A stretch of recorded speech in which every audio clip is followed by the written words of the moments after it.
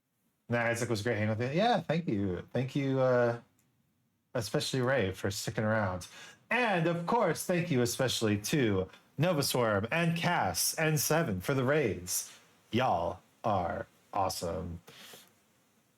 I hope that it's everything you've ever wanted. Everything you've ever wanted out of Kham Ballin. Anyway, time to go. My name's Isaac Anzu. Thank you so much for joining. Incorporation Nation, sleep tight. Don't let the Bitcoins bite. Goodbye.